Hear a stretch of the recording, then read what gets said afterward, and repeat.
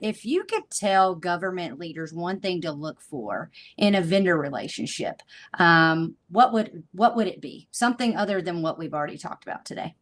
Yeah, I could say honesty, but that can be difficult to see. I think humanness is the biggest takeaway I've had from our last several interactions with potential clients. The last two big projects that we got in December, both clients said the same thing. We selected you guys because you were the most human. You had the qualifications and great presentation and all that, Mhm. but you actually talked to us like human beings and actually asked and answered questions like you weren't just a prepared robot, or a walking sales presentation, and they love that, and that delights me too, because I don't necessarily go into those presentations with that specifically in mind, but I do like to get to the Q&A piece, especially with clients. Ask me any question, ask my project team any question, and so I really do think that's the key. I think people are looking for just a baseline of who you can trust and who actually understands us, and it comes down to that being human concept. In contrast, one of the vendors said, "Yeah, the other three people that presented behind you never laughed, never smiled, never really opened up. It looked like they had just been cookie cuttered and dropped in there, and showed no signs of warmth or any of that stuff." So it makes me excited that it's still things like that that are really palpable, whether you're a large client or a small client, and that's what gets you to initially go, "Yeah, I think these people can be a partner. I think they can really understand us." And guess what? They're actually going to be kind of fun and interesting along the way too, right?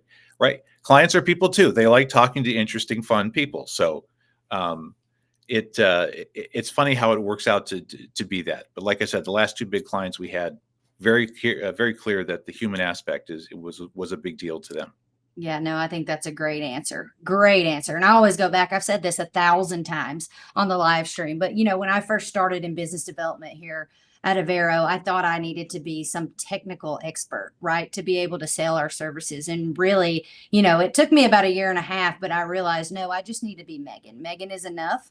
And Megan likes to make friends. And really that's the human element that I think we bring to the table, just like you said. So thank you for sharing that, Robert. I'm going to go to the chat box really quick before we wrap up today. I was going to say real Um, quick in response, yeah, go ahead. clients know when you're not being sincere, and it's the same Yes. thing that we do in my department, which is you're going to have to find a way to do this as you. Don't try and be someone else. Clients know when you're being insincere. A very good point.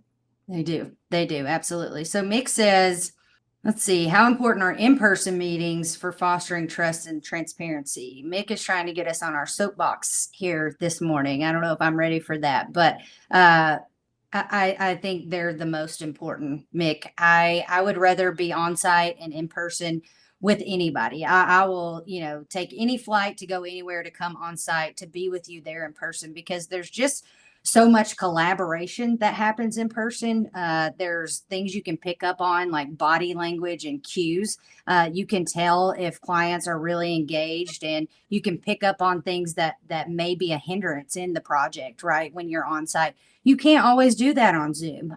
You guys have seen multiple videos of AV and I just ranting about all of the sales presentations that we've had to give on Zoom, because everyone's camera is turned off, and it's like we don't know if we're talking to the air, the wall, a person. No one says anything. We can't see their faces, and it's like, what is the point? What is the point if you're not going to try to engage with someone who you're contracting with? What is the point of doing the sales presentation? Robert, I'm going to get off my soapbox and pass it on to you. No, it's the most critical aspect of being there in person is the conversations that happen before the meeting and the ones that happen right after, and it's impossible to capture that via Zoom. And so it's less about actually being in the meeting in person with someone, although that is vitally important because you're reading body language. You're able to go, yeah, this topic isn't going very well. I either need to get to the point or refine my point or stop here and ask, I don't think I'm getting this across to you. Do you have any questions? All the stuff Right. that's very difficult to read via Zoom. But my experience, especially, has been it's that pre-meeting conversation, and then the one that happens right after when the meeting wraps and everyone stands up and starts walking towards the person they want to ask questions with or talk to.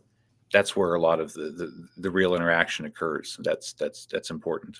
It really does. And if your consultant or your vendor is not engaging with you prior to the sales presentation and after, then that is another. We talked about red flags earlier. That's another red flag, because we always make a point to make sure that everyone feels comfortable with us in that room before and after. So just thank you, Mick, for that question. Maybe we should do a whole live on just that topic alone. We should. I would love to do that. I don't know. I might not can handle it. But okay, Kyler says, I love the private public sector combo, Robert. What did the private sector teach you that scaled to your work now? That's a great question.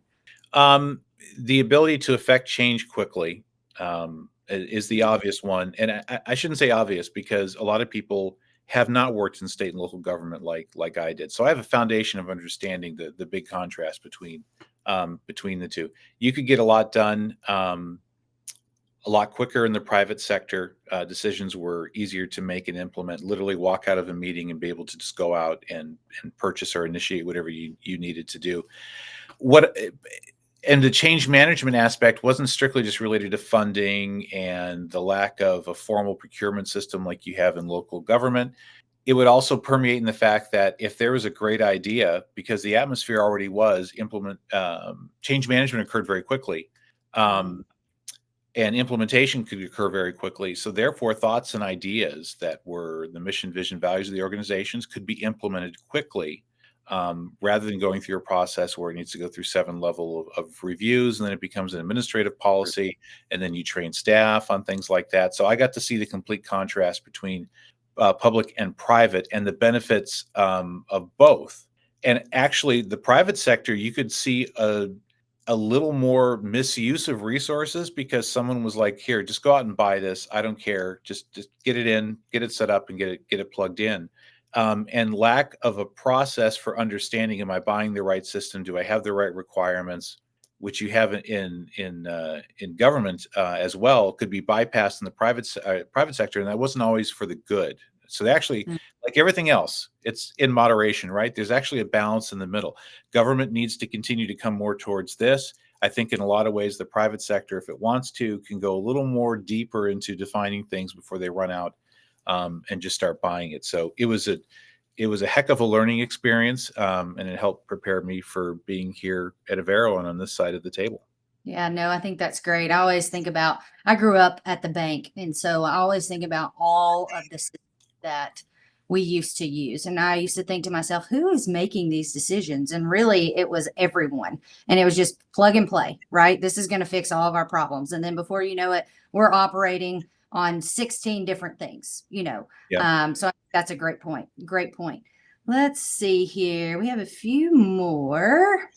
Kyler says, Megan Seaton, tell us how you got here. I will do a short on that, because it is a great story. Kyler also said, this isn't a question, but I think it's funny. If I hear I don't want to talk about my current system or processes, I just want new tech. One more time, I'm going to lose it. Yep. I agree. What's one overlooked factor in building strong consultant client relationships? I think we may have already answered this, but anything else you want to add, Robert? No, I think I think the humanness aspect of it. I was going to say, yep. You got to retain that. You got to retain to a strong degree who you are. And yes, you're in a professional setting, and so you have a professional demeanor, but you got to be real and you got to be authentic. 'Cause people know that. We try and tell ourselves, maybe I can get away with this. No, they know when you're being disingenuous or not being authentic.